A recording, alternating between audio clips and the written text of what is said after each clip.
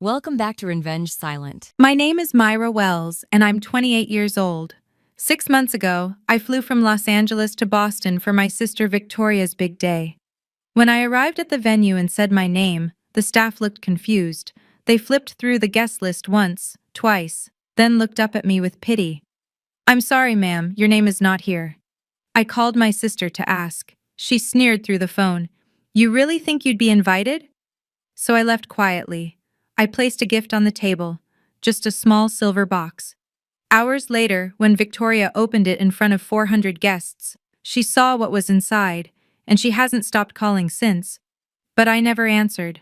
Before I tell you what was in that box, please take a moment to like and subscribe, but only if you genuinely enjoy this story. Drop a comment telling me where you're watching from and what time it is there. To understand why that gift destroyed everything my sister built, I need to take you back to when I first realized I was never really part of this family. I grew up in a 3-story colonial house in Beacon Hill, Boston. From the outside, we looked like the perfect family, wealthy, respected. The kind of people who summered on Martha's Vineyard and donated to the right charities. But inside those walls, there were 2 daughters, and only one who mattered. Victoria was 3 years older than me. She had the bigger bedroom, the designer clothes, the piano lessons, the dance recitals our parents actually attended. I got the hand-me-downs and the silence. My 10th birthday was when I finally understood my place in this family. I'd been counting down the days. Double digits felt important. I imagined balloons, a cake with my name on it, maybe even a party like Victoria had gotten, the one with the pony and the catered lunch and 40 kids from her class. That morning, I woke up early and ran downstairs. The kitchen was empty. My mother was on the phone, planning Victoria's upcoming cotillion. My father had already left for work. Neither of them looked up when I walked in. "Mom," I said, "it's my birthday." She covered the receiver. "I know, sweetheart. We'll do something later." They never did. But that evening, there was a knock on my bedroom door. It was Grandma Eleanor, my father's mother, holding a small wrapped box. "Happy birthday, my darling girl," she said, sitting on the edge of my bed. Inside was a camera, not a toy, a real one, with a leather strap and a silver body that felt heavy in my small hands. "You have an artist's eye, my dear." She touched my cheek. "One day the world will see what I see in you." I didn't know it then, but that camera would change my entire life. And Grandma Eleanor? She knew exactly what she was planting. 8 years later, I graduated high school with a full scholarship to the Rhode Island School of Design, one of the best art programs in the country. I thought maybe, finally, my parents would notice me. The ceremony was on a Saturday afternoon. I'd been selected to give a short speech about pursuing your passion. I practiced for weeks, imagining my mother's proud smile, my father's firm handshake. The morning of graduation, I came downstairs in my cap and gown. Victoria was at the kitchen table scrolling through her phone. My parents were huddled over my father's laptop. "The ceremony starts at 2, I said. "We should leave by 1 to get good seats." My mother didn't look up. "Sweetheart, something came up." "What do you mean? My father finally glanced at me. "Victoria has a networking event with Goldman Sachs. It's a huge opportunity for her career. We can't miss it." I stood there in my graduation gown, clutching my speech notes. "It's my graduation." "Photography isn't a real career, Myra." My father's voice was flat. "Maybe you should think about business school like your sister." Victoria smirked but said nothing. I walked to that ceremony alone. I gave my speech to a room full of strangers, and when they called my name to receive my diploma, I looked out at the audience and saw only one familiar face: Grandma Eleanor. Front row, clapping louder than anyone. Afterward, she took my hands in hers. "Remember, sweetheart," she whispered, "the greatest treasures aren't always the ones people fight over. Sometimes they're the ones quietly passed on." I didn't understand what she meant. Not then. But I would. Years later, Standing outside my sister's wedding with a silver box in my hands, I would understand everything. After graduation, I packed 2 suitcases and bought a one-way ticket to Los Angeles. I didn't say goodbye. There was no one to say it to. For the next 10 years, I built my life in silence. I started as an assistant to a wedding photographer, carrying equipment and adjusting lighting. I learned everything I could. I saved every penny. And slowly, client by client, I built something of my own. My family never asked about my work. To them, I was still Myra who takes pictures of strangers. Victoria called occasionally, not to check on me, but to update me on her achievements. Senior marketing director at 29, corner office, engaged to a hedge fund manager. Every conversation was a performance, and I was her only audience. I just closed a 7-figure campaign, she said one evening. What about you? Still doing those little photo shoots? I was sitting in my office at the time, the one with floor-to-ceiling windows overlooking downtown LA, the one with awards on the walls and a client list that would make her head spin. I'm doing well, Victoria. Congratulations on your campaign. Thanks. Mom and Dad are throwing me a celebration dinner next week. Obviously, you're not invited. It's just immediate family. I let that sink in. Immediate family. Of course, I said. Have a wonderful time. I hung up and looked around my office. Everlight Studios. My company. $3 million in revenue last year. Celebrity clients. Magazine features. A team of 12. Victoria had no idea. None of them did. And for a long time, I told myself I didn't care. I told myself their approval didn't matter anymore. But then Grandma Eleanor died, and everything changed. The call came on a Tuesday morning. I was reviewing contracts when my phone rang. A Boston number I didn't recognize. Miss Wells? This is Harrison Lawson, your grandmother's attorney. I'm sorry to inform you that Eleanor Hartwell passed away last night. The world stopped. Grandma Eleanor was 82. She'd been slowing down for years, but I always thought there'd be more time. One more visit, one more phone call, one more chance to tell her how much she meant to me. I flew to Boston that same day. The funeral was held at Trinity Church, filled with hundreds of people whose lives she'd touched. Grandma Eleanor had been a prominent arts patron. She'd funded galleries, scholarships, emerging artists. She believed in beauty and the people who created it. I sat in the third row, alone. My parents were in front, accepting condolences. Victoria stood beside them in a black designer dress, dabbing her eyes with a handkerchief. But I noticed something. Between the sympathetic hugs, Victoria kept glancing at my mother, and my mother kept glancing at my father. They were whispering about something. The jewelry collection, I heard Victoria say. Have you talked to the lawyer about when we can— Not here, my mother hissed. We'll discuss it after. I stared at Grandma Eleanor's casket while my family counted her possessions like inventory. She deserved better. We all did. After the service, as people filed out, a hand touched my shoulder. Mr. Lawson, the attorney, gray-haired, kind eyes. Miss Wells, he said quietly, could you stay after? There's something your grandmother wanted you to have. My heart clenched. Of course. I had no idea that what he was about to show me would change everything. Mr. Lawson led me to a small office at the back of the church.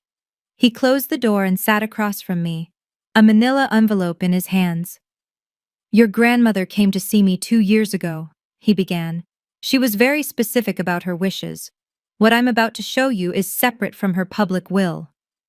He slid the envelope across the table. Inside were 2 documents and a letter. The first document was a notarized amendment to her estate.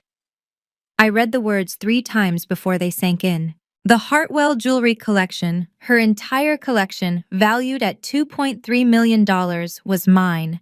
Not Victoria's, not my mother's, mine. My hands trembled as I opened the letter. My dearest Myra, if you're reading this, I'm gone. But I need you to understand why I've made this choice. Victoria sees these pieces as trophies, status symbols to be displayed and envied. But you, my darling girl, you see their history, their meaning.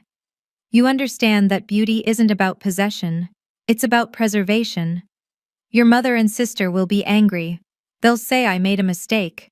But I've watched you grow into someone remarkable, even when no one else was watching. These pieces belong with someone who will honor them. They belong with you. All my love, Grandma Eleanor. I pressed the letter to my chest, tears streaming down my face. There's one more thing, Mr. Lawson said gently. Your grandmother requested that this remain confidential until you decide the right moment to disclose it. I nodded, unable to speak. I tucked the documents into my bag and walked out of that church with a secret that would sit in my heart for 6 months. I didn't know then that I'd be using it at my sister's wedding. 3 months after the funeral, I heard the news. Victoria was engaged. Marcus Thornton, old money from Connecticut.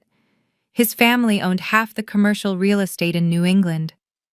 It was the kind of match my parents had always dreamed of.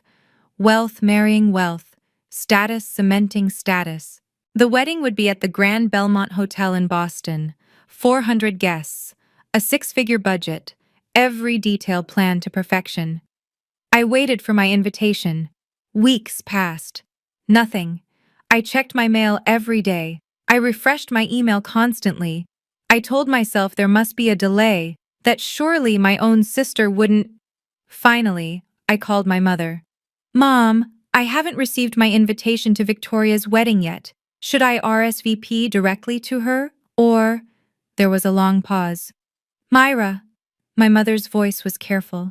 Victoria wanted me to talk to you about that. My stomach dropped. It's just, the wedding is very intimate. Victoria felt it would be better if you didn't attend. Intimate, I almost laughed. I saw on her Instagram that there are 400 guests. Another pause. You know how you can be at these events. Awkward.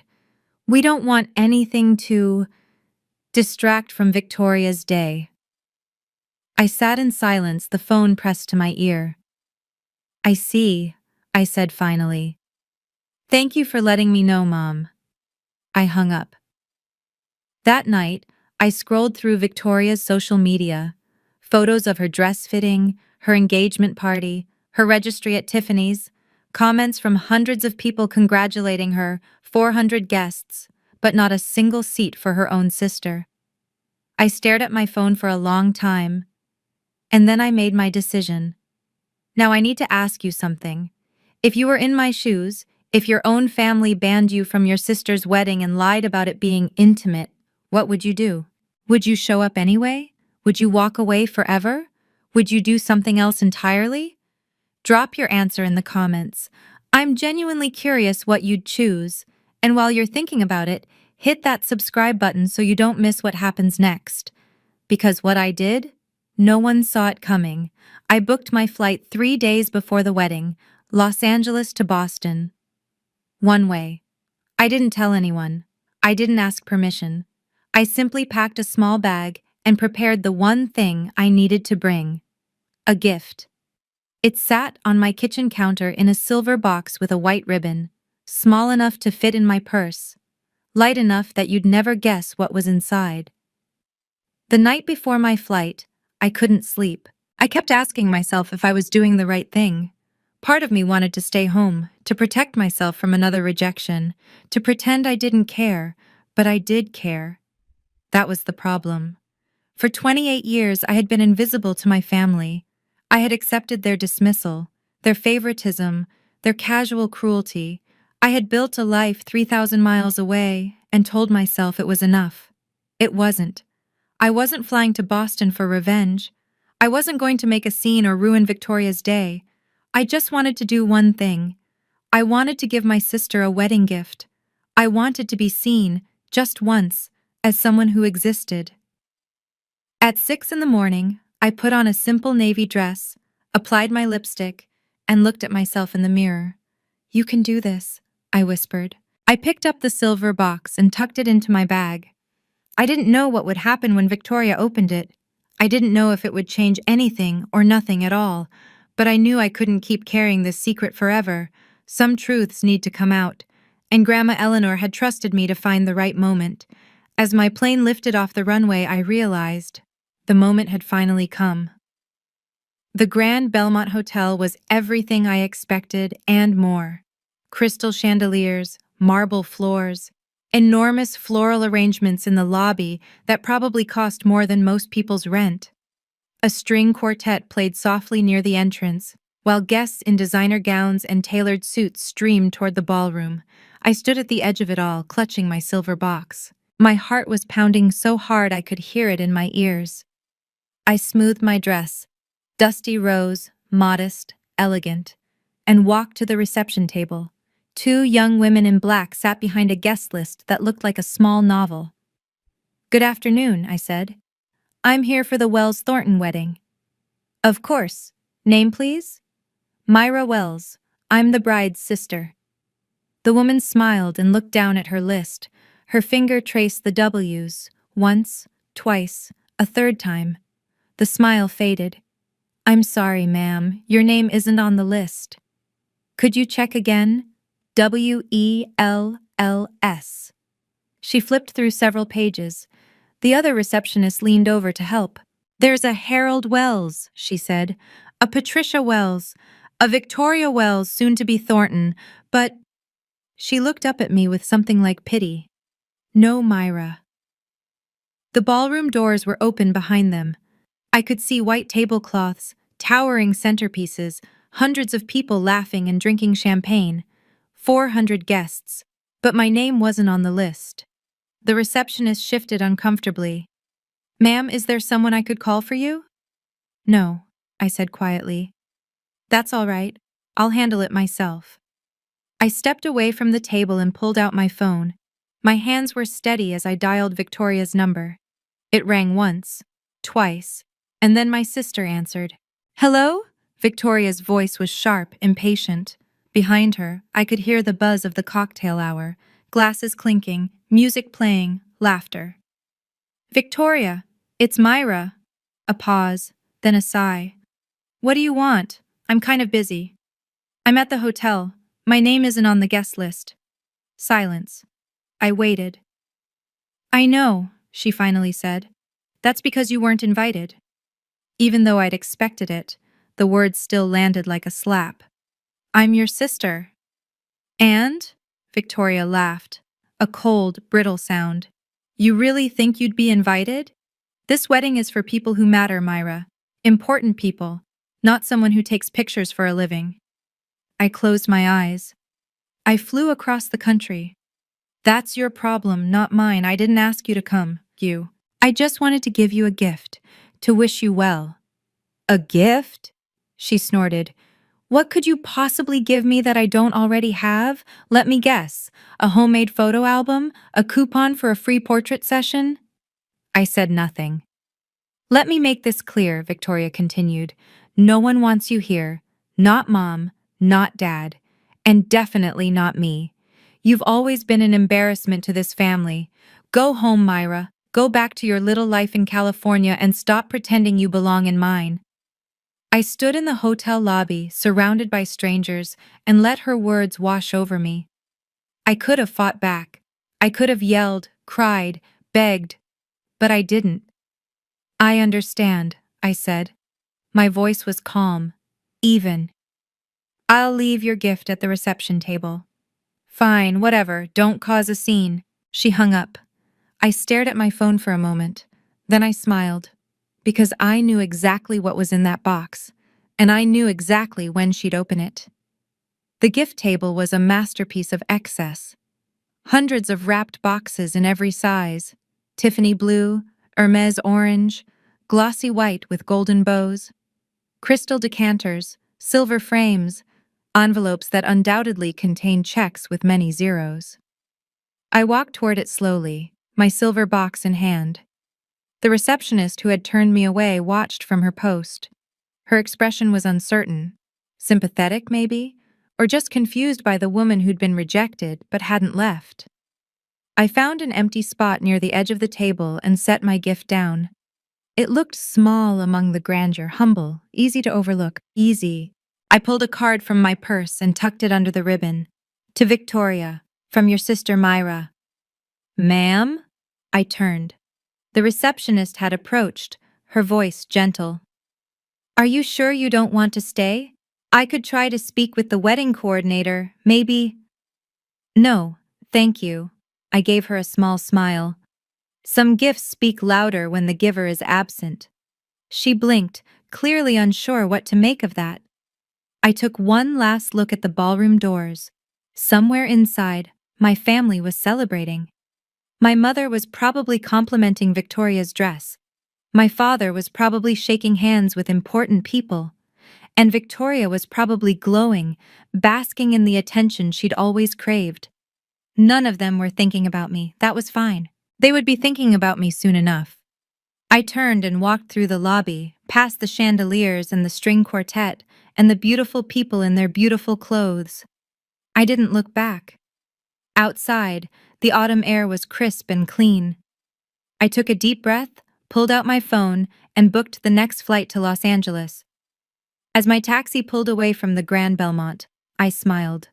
The reception would start any minute now, and soon Victoria would reach for my gift.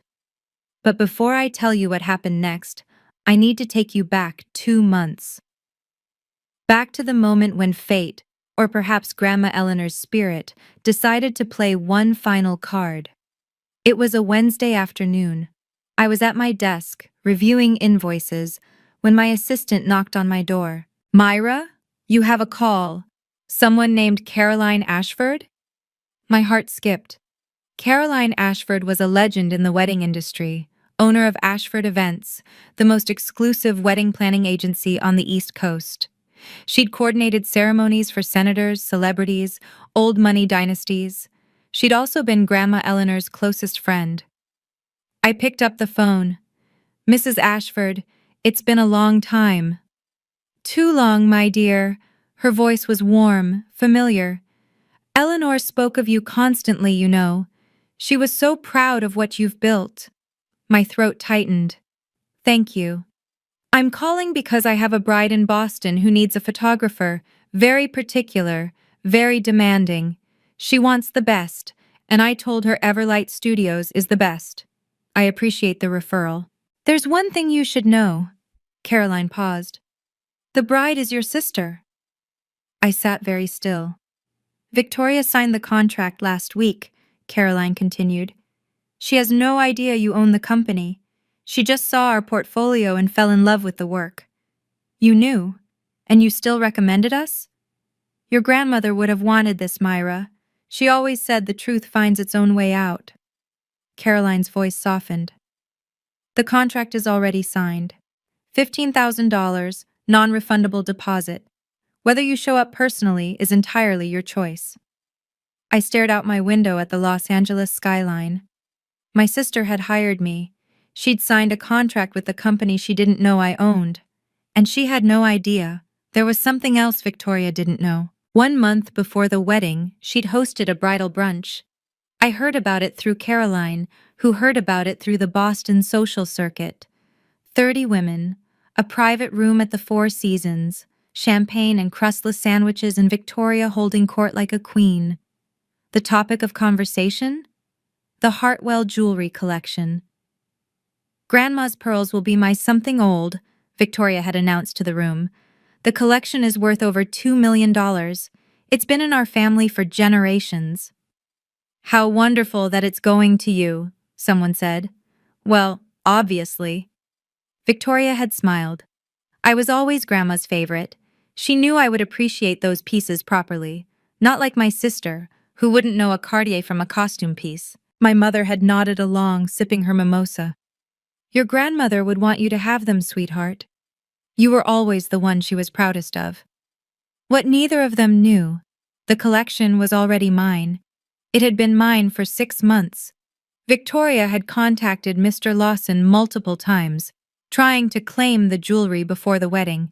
He'd politely deflected, citing ongoing estate matters. She assumed it was just paperwork delays. She'd even commissioned a custom display case for her dressing room, ready to receive her inheritance. She'd told Marcus's family about the collection, old money impressed by old jewels. She'd told her friends. She'd probably already planned which magazines to show them to. And all of it was built on a lie she didn't know she was telling.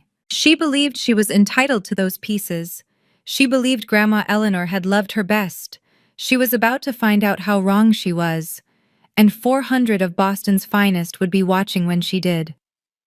Now, back to the present. My taxi dropped me at Logan Airport just as the sun was setting over Boston Harbor. The reception would be starting soon. Dinner service, toasts, the cutting of the cake. And at some point, according to our family's tradition, the bride would open gifts. I found a seat in the airline's VIP lounge and ordered a coffee. Through the floor-to-ceiling windows, I watched planes lift off into the orange sky. My phone sat on the table in front of me, silent. No calls, no messages, not yet.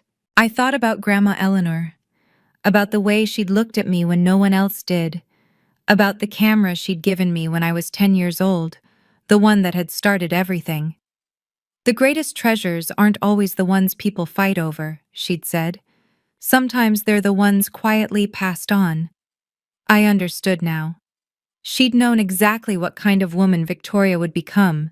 She'd known my parents would always choose my sister over me, and she'd made sure that when the moment came, I would have the truth on my side, not revenge, just truth.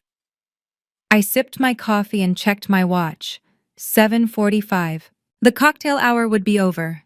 Guests would be seated. The MC would be warming up the crowd, preparing to invite Victoria and Marcus to open a few special gifts before dessert. My silver box was waiting.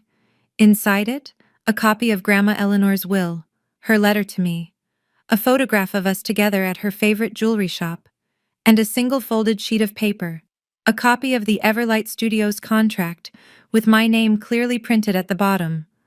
I smiled to myself. Any minute now, any minute, Victoria would reach for that box, and nothing would ever be the same. Let me tell you what was happening at the Grand Belmont while I sat in that airport lounge. The ballroom was magnificent. 100 tables draped in ivory linens, centerpieces of white roses and hydrangeas reaching toward the crystal chandeliers.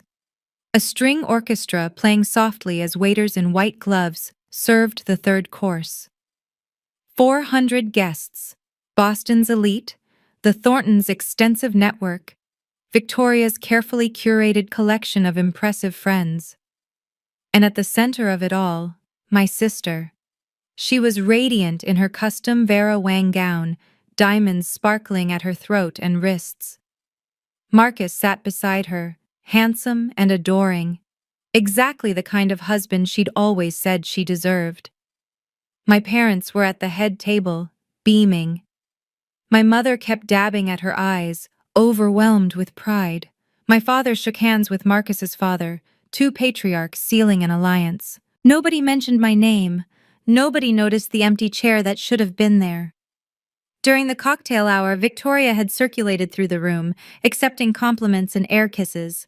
When someone asked about the jewelry she was wearing, she'd leaned in conspiratorially.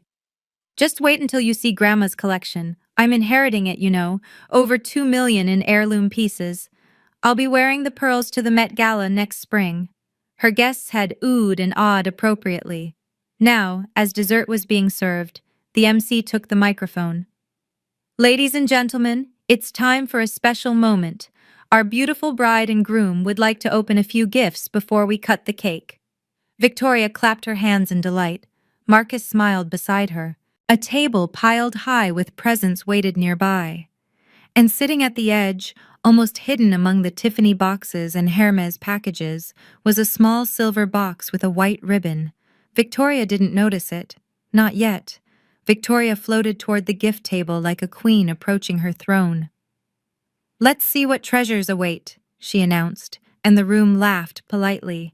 She opened the first box, a crystal vase from Baccarat. The second, a set of sterling silver candlesticks. Each gift received a gracious smile and a murmur of appreciation.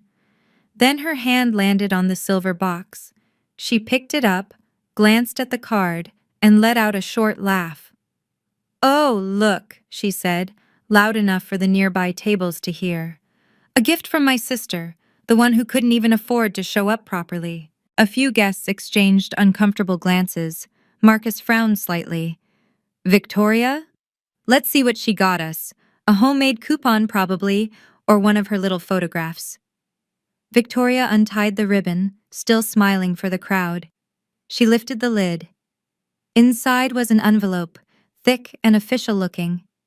Her smile flickered. She pulled out the papers, unfolding them slowly. The first was a legal document covered in stamps and signatures. The second was a handwritten letter on cream stationery. The third was a photograph. An elderly woman and a young girl standing outside a jewelry shop. Victoria's eyes scanned the legal document.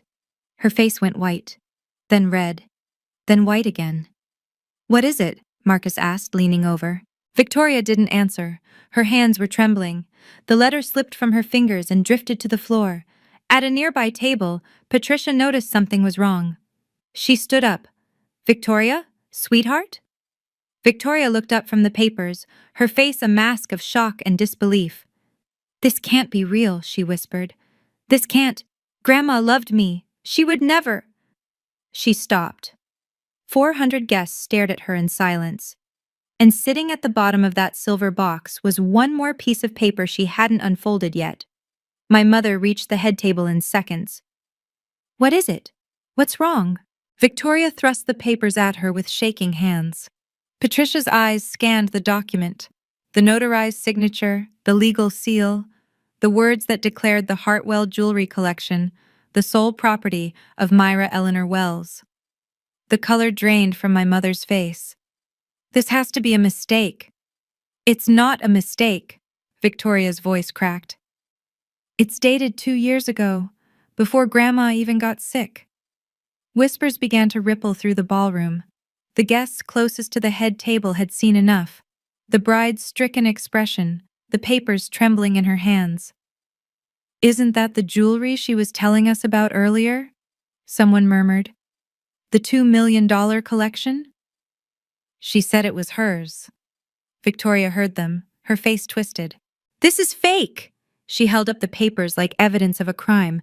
My sister forged this. She's always been jealous of me. My father appeared beside my mother, his expression grim. Let me see that. He read the document. Then he picked up the letter from the floor. Grandma Eleanor's handwritten explanation. Victoria sees these pieces as trophies. Myra sees them as memories. I know who will honor my legacy. His jaw tightened. Harold? My mother's voice was thin. Tell me this isn't real. But my father didn't answer. He recognized his mother's handwriting. He knew her signature. He understood, perhaps for the first time, what Eleanor had seen in both her granddaughters, and what she'd chosen. This can't be happening! Victoria snatched the letter back, tears streaming down her face. Not today! Not at my wedding! Marcus stood frozen beside her, watching his bride unravel in front of 400 witnesses. He looked lost. He looked like a man who was just beginning to realize he didn't know his fiancée at all. Wait! Marcus's voice cut through Victoria's sobs. He was staring at the silver box. There's something else in there.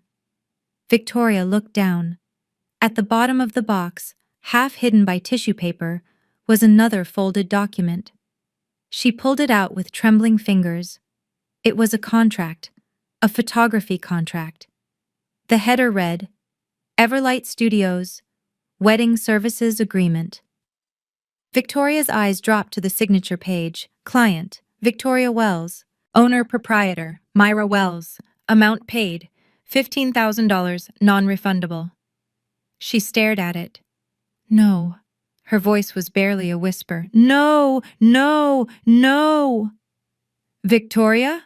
Marcus took the paper from her. His eyes widened as he read. You hired her company? You told me your sister was struggling, that she couldn't hold down a job. I didn't know, I didn't... Victoria spun around, wild-eyed.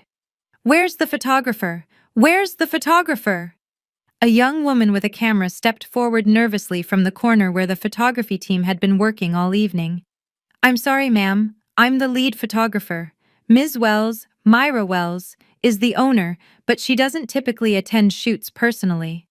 You work for her? The photographer nodded carefully. Everlight Studios has photographed over 200 weddings. We're one of the top firms in the country. The ballroom was completely silent now. 400 guests. Every single one watching Victoria's carefully constructed world crumble in real time. Someone at a nearby table pulled out their phone. Did she say $2 million? And the sister owns a photography company? The one Victoria's been calling a failure? Marcus was still holding the contract, his face unreadable. Victoria. His voice was quiet. What else have you lied about? Victoria couldn't answer. She was too busy reaching for her phone. She needed to call me. She needed to scream at someone. She needed to fix this. But some things can't be fixed. Okay, I have to pause here. Raise your hand in the comments if you saw that coming. Because honestly, even I didn't expect everything to unravel this fast. Victoria just found out that the grandmother she thought loved her best actually saw right through her. And the sister she called a failure? She owns the company that's photographing her wedding. If you want to see how this ends, and trust me, it gets wilder, hit that like button and stay with me, because Victoria's about to make a choice that will define everything that happens next. The whispers had grown into a steady murmur. Victoria stood at the head table, mascara streaking down her cheeks, the damning papers clutched in her hands. My parents flanked her like sentries, though they looked just as shell-shocked as she did. That's when Caroline Ashford stepped forward. She'd been watching from a corner of the ballroom, the elegant wedding planner who had orchestrated every detail of this perfect day. Now she walked toward the head table with the calm authority of someone who had seen it all. If I may. The room quieted. Caroline took the legal document from Victoria's trembling hands and examined it briefly. This is authentic, she said, loud enough for nearby tables to hear. I witnessed Eleanor Hartwell sign this amendment 2 years ago. I was present when she discussed her wishes with her attorney. Patricia stepped forward. Caroline, you can't possibly. I can, Patricia. Caroline's voice was gentle but firm. Eleanor was my dearest friend for 40 years. She told me exactly why she made this choice. Then tell us, Victoria cried. Tell us why she would do this.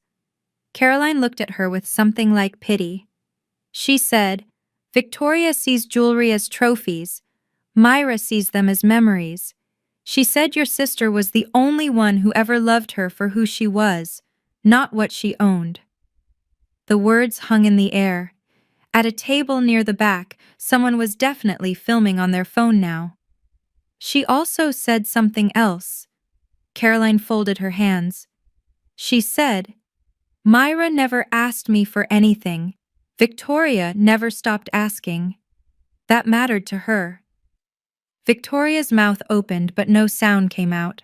For the first time in her life, my sister had nothing to say, and 400 witnesses had heard every word.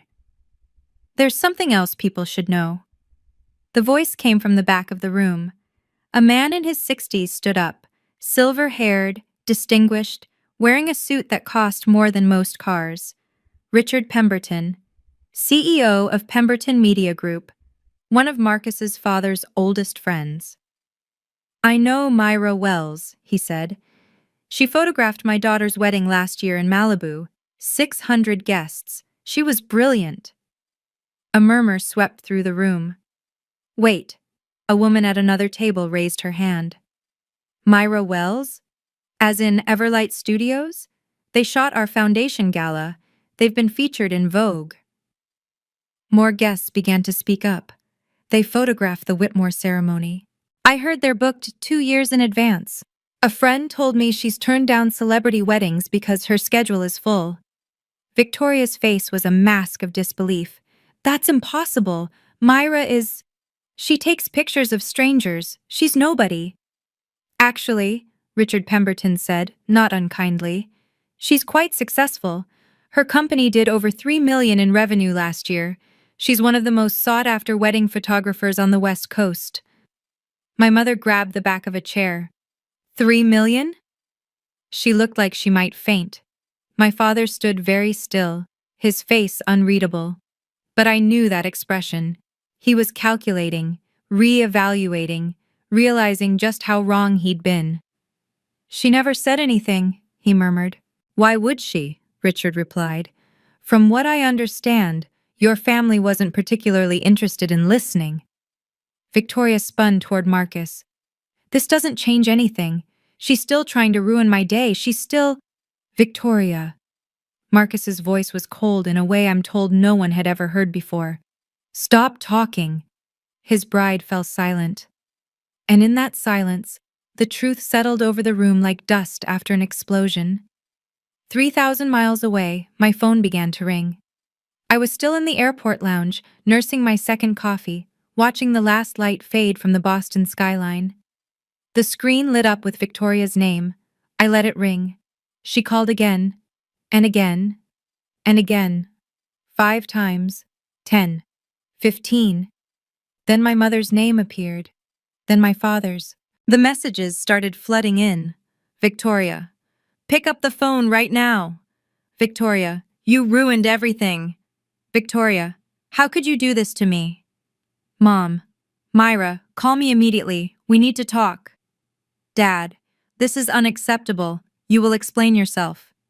"Victoria, I will never forgive you for this." "Victoria, the whole room is staring at me." "Victoria, what was in that box?" I watched the notifications pile up.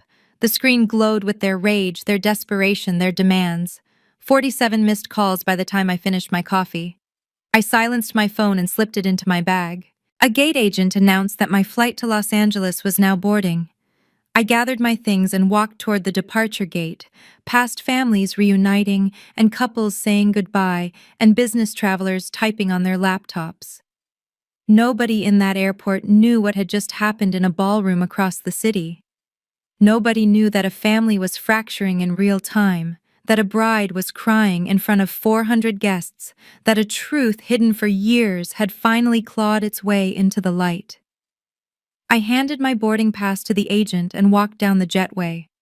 But just before I turned off my phone, one more message arrived. Not from Victoria, not from my parents, from Marcus. And what he said made me pause. Marcus. "Myra, this is Marcus Thornton.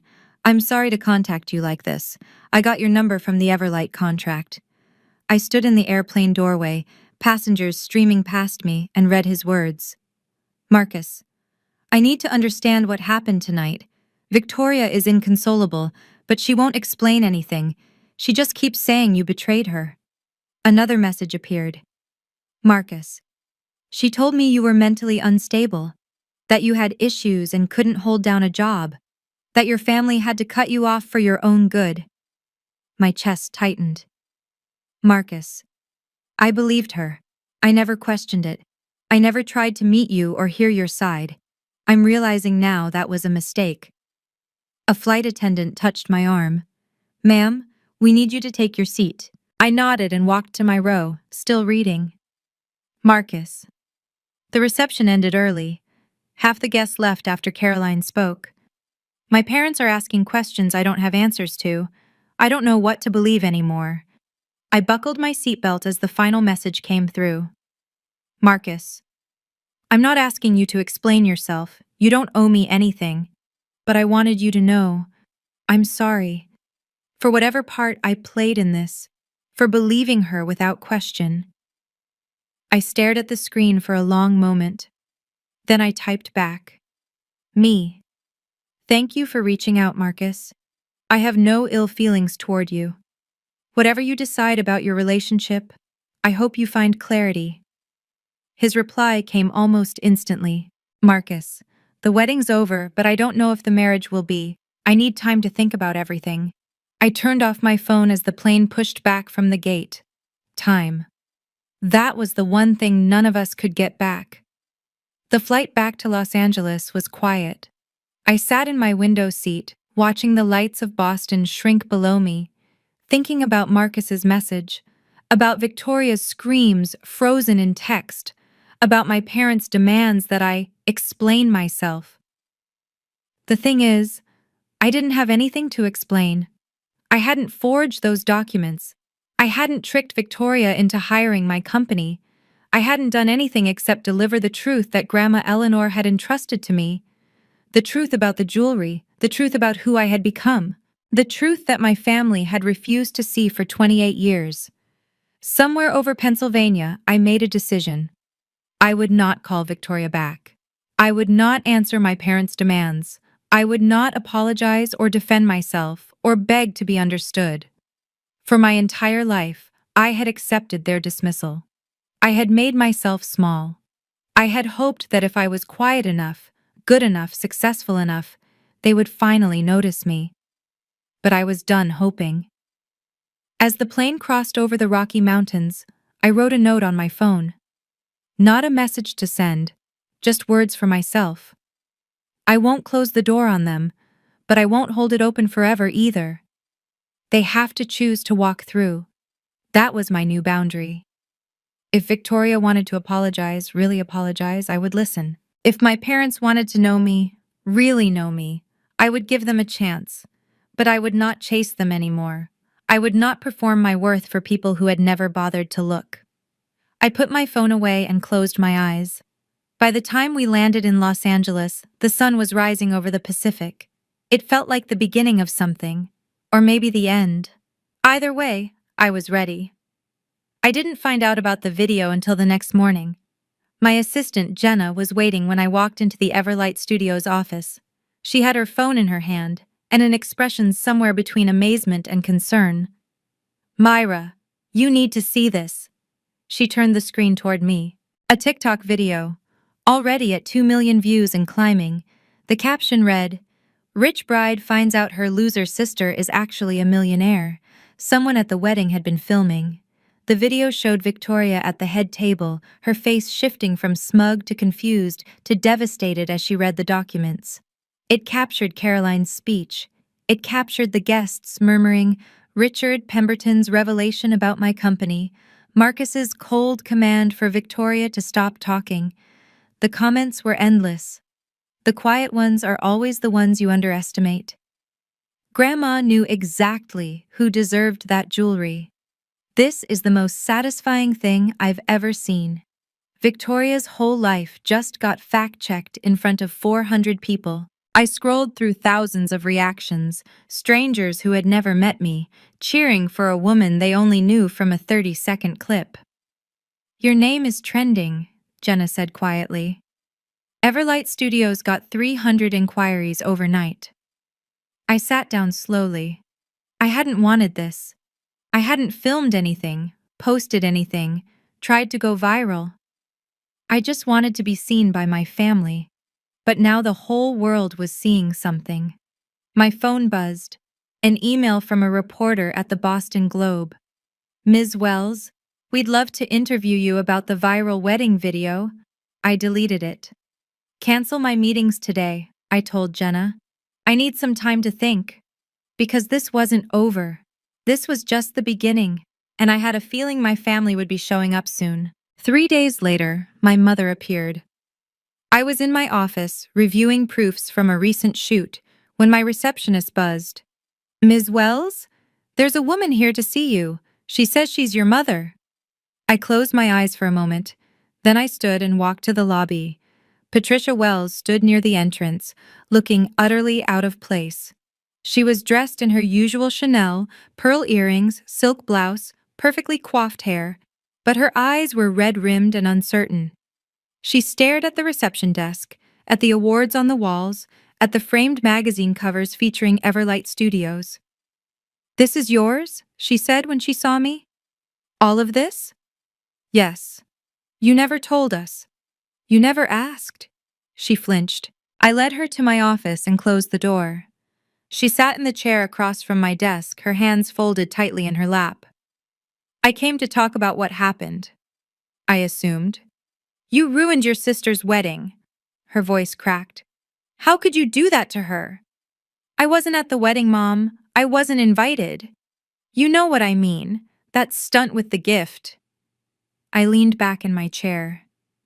I gave her Grandma Eleanor's truth. The documents are real. The will is legal. Everything in that box was authentic. But why? Why humiliate her in front of everyone? I didn't humiliate her. She humiliated herself. I kept my voice steady. She spent months bragging about jewelry that was never hers. She lied to her fiancé about me. She told everyone I was a failure. My mother's face crumpled. Mom, I leaned forward. I spent 28 years being invisible to this family. I'm not asking for an apology. I'm just asking for honesty. She stared at me. And then, for the first time in my life, my mother actually looked at me. My mother's gaze traveled slowly around my office. The floor-to-ceiling windows overlooking downtown LA. The awards displayed on the shelves, industry recognitions, magazine features, a framed letter from a senator thanking me for documenting his daughter's wedding. The photographs on the walls, each one a testament to a career built in silence. Her eyes landed on a picture of me with Grandma Eleanor, taken at her 81st birthday. We were laughing about something, our heads tilted together, and then Patricia Wells began to cry. Not the delicate tears she produced at social events, real sobs, ugly and raw, shaking her whole body. "We failed you," she said between breaths. "I failed you." I didn't move. I didn't speak. I let her have the words. Victoria always demanded so much. She was loud about what she wanted, what she needed, and you were just quiet. You never complained, you never asked for anything. She wiped her face with trembling hands. "I thought that meant you were fine. I thought you didn't need us." "I stopped needing you," I said quietly, "because I knew you wouldn't be there." She flinched like I'd struck her. "I thought—" She struggled to compose herself. "I thought we were giving Victoria extra attention because she needed it more. But that wasn't true, was it? She needed it because we taught her to need it, and you stopped needing because we taught you not to hope." I said nothing. "Eleanor tried to tell me." My mother's voice was barely a whisper. "She said I was losing you. I didn't listen. I thought she was being dramatic." She looked at me with red eyes. "I don't expect you to forgive me, Myra, but I needed you to know. I see it now. I see what I did." I let the silence hold, then I nodded. It wasn't forgiveness, but it was a start. Before she left, my mother told me about Victoria. "Marcus postponed the honeymoon," she said, her voice hollow. "He's staying at his parents' house. He says he needs time to think about everything." "About whether he still wants to be married?" My mother nodded miserably. The video made things worse. She pressed her fingers to her temples. "It's everywhere. 3 million views now. People at Victoria's company have seen it. Her boss called her in for a meeting. They asked her to take a leave of absence until the situation quiets down." I felt a strange heaviness in my chest. Not satisfaction, not joy, just heaviness. "There's more," my mother continued. "Marcus's parents, the Thorntons, they called your father. They asked if there was anything else Victoria had lied about. They're old money, you know. They care very much about family reputation." And Victoria couldn't answer them. She tried. She said you had manipulated everything, that Grandma Eleanor wasn't in her right mind when she made the will. My mother laughed bitterly. "But Caroline Ashford is friends with the Thorntons. She told them the truth." So Victoria had lost more than the jewelry. She'd lost Marcus's trust, his family's respect, her professional reputation, the perfect image she'd spent her whole life constructing. "She blames you," my mother said. "She says you destroyed her life on purpose." "I didn't destroy anything, I just stopped pretending." My mother stood to leave, gathering her purse with shaking hands. At the door, she turned back. "Eleanor always said you were the strongest of us all." Her voice cracked. "I think I finally understand what she meant." She walked out. I sat alone in my office for a long time after that, watching the sun sink toward the Pacific. Strong wasn't how I felt, but I wasn't broken either. That evening, I stayed late at the office. The building was quiet. Everyone else had gone home. I sat in my chair, looking out at the Los Angeles skyline as it transformed from golden to pink to deep blue. On my desk was the photograph of Grandma Eleanor and me. I picked it up and studied her face, that knowing smile, those kind eyes that had always seen me when no one else did. "Did you plan all this?" I asked the empty room. Of course she didn't answer, but I could imagine what she'd say. "I just planted seeds, darling. You're the one who grew." I thought about my family, about Victoria, drowning in consequences of her own making, about my mother, finally opening her eyes after 28 years, about my father, probably recalculating everything he thought he knew about his daughters. I didn't want to punish them forever, but I couldn't go back to being invisible either. I made a decision, sitting there in the fading light. The door to reconciliation would not be locked. If Victoria genuinely apologized, not blamed me, not made excuses, but actually took responsibility, I would hear her out. If my parents wanted to know the real me, I would give them that chance. But I would not chase them. I would not perform for their approval. I would not make myself small to fit into the space they'd assigned me. They would have to come to me as equals, or not at all. I wrote it down in my journal. I won't close the door on them, but I won't hold it open forever either. They have to choose to walk through. That was my boundary. Clear, firm, unbreakable. For the first time in my life, I knew exactly what I deserved, and I wasn't willing to accept anything less. A week after my mother's visit, I went to the bank. The Hartwell collection was waiting for me in a private vault. 12 pieces of exquisite jewelry that had been in my grandmother's family for generations. Pearl necklaces from the 1920s, Art Deco diamond earrings, a sapphire brooch that had once belonged to a duchess. I held each piece carefully, thinking about the hands that had worn them, the stories they carried, the love they represented. Victoria had wanted these as trophies, status symbols to photograph and display and brag about, but Grandma Eleanor had seen them differently. "Beauty isn't about possession," she'd written in her letter. "It's about preservation." I understood now.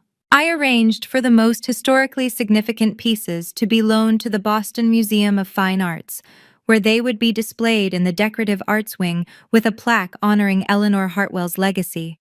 The rest I would keep safe. One day, if I had children, they would inherit them, along with the stories of where they came from and what they meant. As I was leaving the vault, the bank manager handed me a sealed envelope. "This was in the safe deposit box as well, Ms. Wells. We didn't notice it before." Inside was a short handwritten note. "My darling Myra, one more thing I didn't tell you. I left Victoria something too. A small pearl bracelet that was my mother's. Simple, not valuable, but meaningful if she could understand its worth. I hope someday she will. Love always, Grandma Eleanor." I stood in the bank lobby and let the tears fall. Even in death, my grandmother had hoped Victoria might change. Maybe she would. Maybe she wouldn't. Either way, I would honor Grandma Eleanor's memory the only way I knew how, by being the person she always believed I could be. 6 months have passed since Victoria's wedding. I'm still in Los Angeles, still running Everlight Studios, still building the life I created from nothing. The viral video eventually faded, as these things do. My name is no longer trending. The reporters stopped calling. But some things are different now. My mother calls once a week. Awkward, halting conversations at first, neither of us knowing what to say, but slowly, we're learning. She asks about my work. I tell her. She listens. It's a beginning. My father sent a letter, 3 pages, handwritten, apologizing for years of blindness. I haven't written back yet. I'm not sure what to say. But I'm thinking about it. Victoria and Marcus are in couples therapy. She called me last month, the first time since the wedding. She didn't apologize exactly, but she didn't attack either. She just said, "I'm trying to understand." Maybe that's all she can offer right now. Maybe someday it will be more. I've learned something through all of this. The best response to contempt isn't revenge. It's not proving them wrong or rubbing your success in their faces. It's building something real. It's protecting what matters. It's knowing your worth so deeply that no one's opinion, not even your family's, can shake it. I didn't show up at that wedding to destroy my sister. I showed up to finally be seen. And that gift I left on the table? It wasn't about tearing her down. It was about standing up. For the first time in my life, I chose myself. So let me ask you this. Have you ever had to set a boundary with someone you loved? What did it cost you? What did you gain? Drop your story in the comments. I'll be reading every single one. Because sometimes the bravest thing you can do isn't showing up. It's knowing when to walk away. Thank you for staying until the end. If this story touched you, if you've ever felt invisible in your own family, please share it with someone who needs to hear this. And if you want more stories like this, check out the video in the description. I think you'll love it. Until next time, remember, you are worthy of being seen. Goodbye for now.